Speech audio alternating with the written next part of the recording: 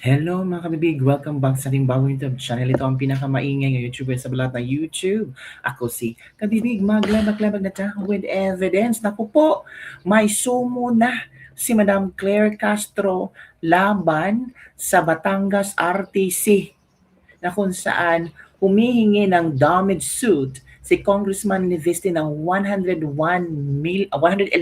million damage suit laban kay Claire Castro. Yan na Madam Claire. Nagsimula na. Ang tanong, saan ka hahanap ng 111 million? Pinasasagot na si Madam Claire Castro laban sa ikinaso na cyber libel ni Congressman Leandro Leviste, mga kabibig. May sumo na si Madam Claire Castro. Ito kabibig ko, i-share ko sa inyo ha, ang nabasa ko sa Batas PH kung saan dito nila binalita ang sumon galing sa Batangas RTC laban kay Madam Claire Castro. Yan kabibig Batangas RTC summons Claire Castro in 111 million damages suit filed by Congressman Leandro Leviste. Naku po. Basahin natin ha. The Balayan Batangas Regional Trial Court Branch 11 has issued a summons ordering Palace Police Officer Attorney Claire Castro to submit a counter affidavit in connection with a 111 million civil case for damages filed by Batangas Representative Leandro Leviste.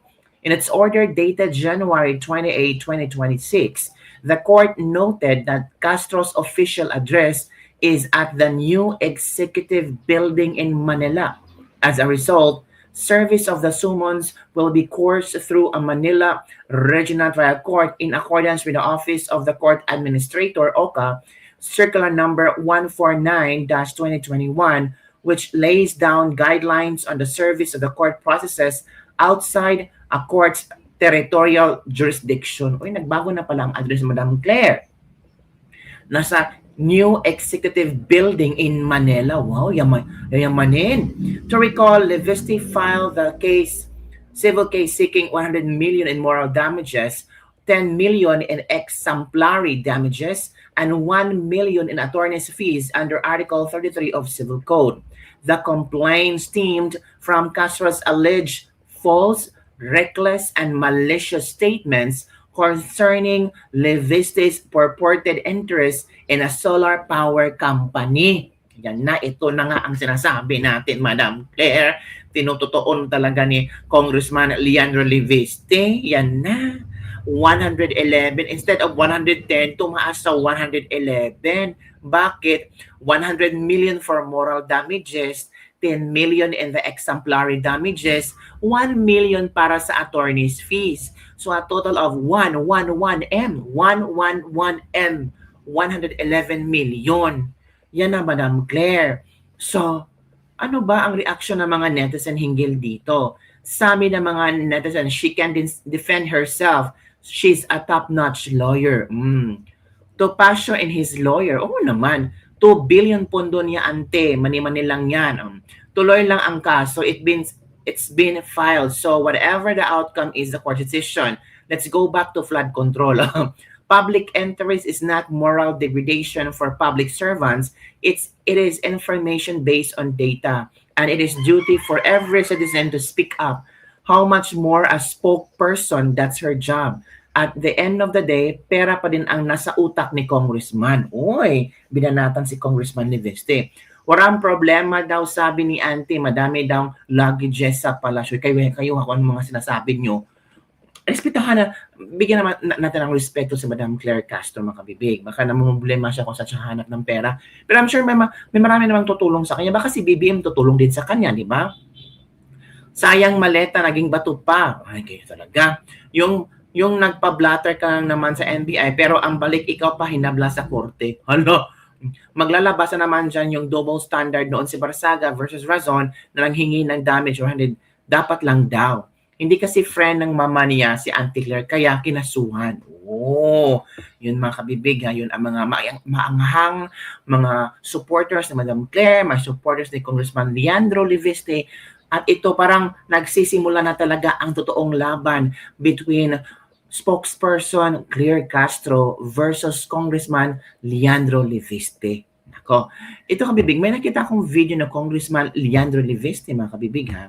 Ito ay share ko lang sa inyo kung ano ang content ng video ni Congressman Leandro Leviste. Ito kabibig ha. Pinuntahan ko yung Facebook fan page ko, meron mo siyang statement hinggil sa paglabas ng sumo ni ba ng Claire Castro. But so far, kumpanya ko nakita ay mga permits para sa private.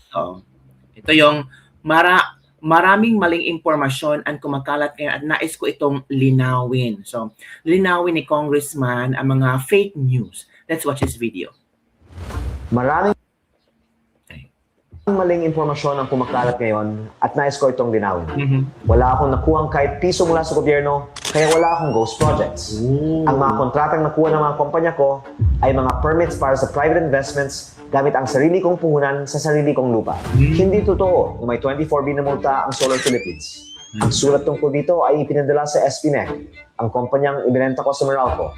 Wala ring probisyon na nagsasaad ng 24B na multa sa SPNEC at wala rin itong nakuhang pondo mula sa gobyerno. Wala rin akong binentang prangkisa.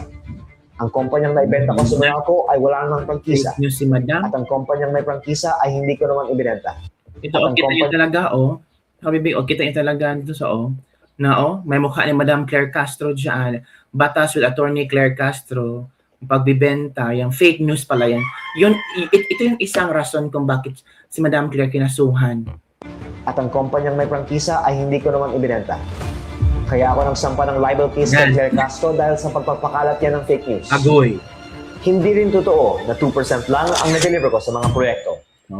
Si PBBM mismo ang nag-groundbreaking sa aking 3,500 megawatt project, ang pinakamalaking renewable energy project sa Pilipinas at pinakamalaking foreign investment sa bansa noong 2025. Ang mga proyektong ito ay may malaking ambag sa supply ng kuryente sa Pilipinas. Ang kakulangan ng supply ng kuryente ay dahil sa hirap sa pagkuha ng permits at ang di umano'y panggigipit sa mga negosyante. Agoy. Bukas at handa ako para sa mga mas malalim na diskusyon tungkol sa mga problema ng power industry ng Pilipinas. Malinaw na ang mga isyong ito ay panglilihis sa mga tunay na issue. Alam din nating malaki ang budget ng mga kalaban para magbayad ng media at trolls. Pero hindi tayo matitinag sa ating mga ipinaglalaban. 100% pabor ako sa transparency at sa pagsasapubliko ng mga assets at campaign donors ng bawat kongresista para matiyak na walang nagpapayaman sa kanilang posisyon. Agoy, may bago na namang si Congressman Leandro Leviste tungkol sa mga campaign donors na naman ang pinag-uusapan niya. Kaya pala kinaso niya si Claire Castro dahil fake news ang kanyang mga sinasabi. Sabi ng netizen, naniniwala ako kay Congressman, isa ako sa nakabili ng solar package niya noong 2016, napakamura lang at ginamit kong pailaw. Kahit may mga batikos, basta malis ang konsensya, tuloy lang. Congressman Leandro Leviste, you're a different breed of politician. You could have been just doing philanthropy as a young billionaire, but here you are exposing corruption and fighting an old corrupt system in our country. Time will tell what are you fighting for. Maraming salamat. Salute sa iyo, Congressman, sa tapang mo at malasakit. Daming trust ang kalat kahit saan page. Qualified sa pagiging presidente. Next to Sara. I think so. Dapat i-base sa facts and judgment, hindi sa speculation.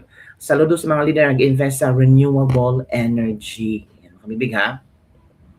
Kahit patuloy kang nakaharap sa mga hamon at minsan ay binibintangan ng mga taong tila nag-aangkin ng mga pondong hindi naman sa kanila, lalo pat ikaw ang nagsimulang ibunyag ang totoo, naniniwala kami na hindi mamamatay ang katotohanan. Leandro Leviste, nasa panig ka namin. Ang hangarin namin ay ibalik ang mga pondong dapat namang mapunta sa mga tulad namin. Mga simpleng mamamayan na nasa laylayan ng lipunan na nagsusumikap araw-araw para mapabuti ang antas ng aming buhay. Hindi kami titigil hanggang sa makamit ang katarungan para sa lahat. Kasama mo kami sa laban ito. Yan, makabibig ha. Yan ang maiilang komento ng ating mga netizen hinggil sa issue. Marami din ang sumusuporta kay Congressman Leandro Leviste. Pero ito, ang bago na naman kaharapin ni Claire Castro, itong 111 million na cyber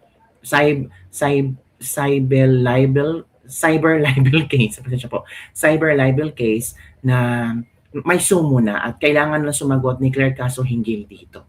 Ano kaya ang susunod na updates hindi mga kabibig? So maghintay-hintay tayo at so far yan lang po ang ating Libag-Libag for today. Don't forget to like, subscribe, and share this video para sa mga latest trending news sa ating pag-usap-usapan. Shoutout sa ating mga OFW dyan. Kumusta kayo at sana nasa mabuti kayong kalagayan ha? Kapit lang. Malapit ka na makaka-uwi at makasama ang inyong pamilya. Bye everyone. See you next time.